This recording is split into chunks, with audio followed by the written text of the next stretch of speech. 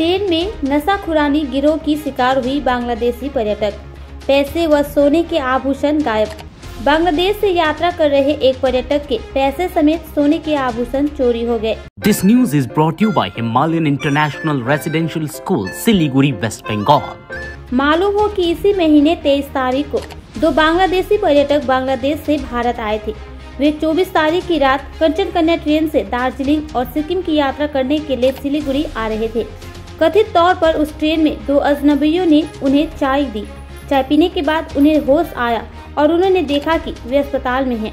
बाद में उन्होंने सिलीगुड़ी जंक्शन जीआरपी में शिकायत दर्ज कराई। बांग्लादेशी पर्यटक ने शिकायत की कि वे अब अपने देश लौटने को लेकर चिंतित हैं।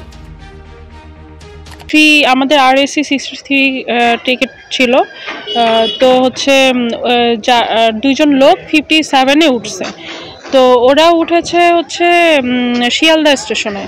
তারপরে অ্যাপ্রক্স টাইম 3টার দিকে তারা হচ্ছে আমাদেরকে ডাকছে, ডেকে ঘুম থেকে ডেকে তুলে বলতেছে আমরা তো মালদা স্টেশনে নেমে যাব, চলন্ত ট্রেন কিন্তু মালদা না কোন স্টেশন আমরা জানি না, তো বলতেছে মালদা স্টেশনে নেমে যাব, তোমরা হচ্ছে আমাদের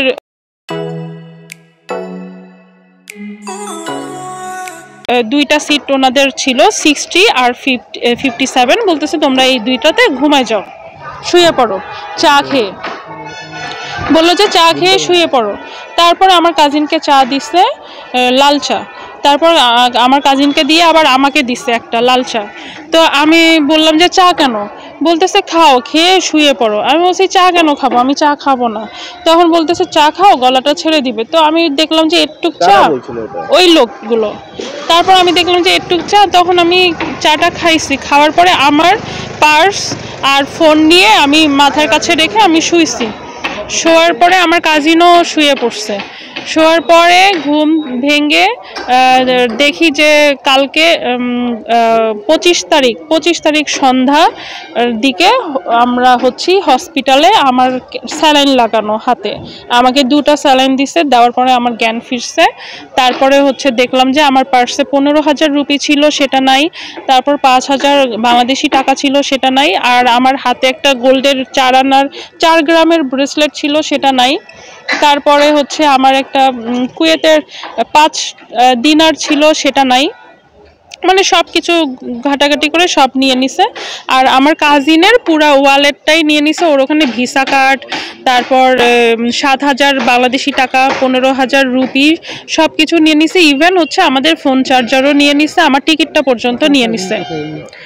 ও হচ্ছে ফুলবাড়ি গেছে টাকা তুলতে। আতঙ্কে আসলে আমি কখনোই এরকম এক্সপেকটেশন ছিল না। আমি ভাবছি যে ইন্ডিয়ায় মানুষ অনেক সেফ, অনেক হেল্প করে। তো আমি হচ্ছে কালকে FIR করছি। পুলিশ আমাকে, এখানকার পুলিশ বলছে যে কালকে আমরা পুলিশের আন্ডারেই ছিলাম, পুলিশ বলছে যে FIR করেন, না হলে লিখিত দেন যে আমরা যা হয়ে গেছে এগুলোর মধ্যে আর নাই। তো আমি বলছি না, আমি FIR করব।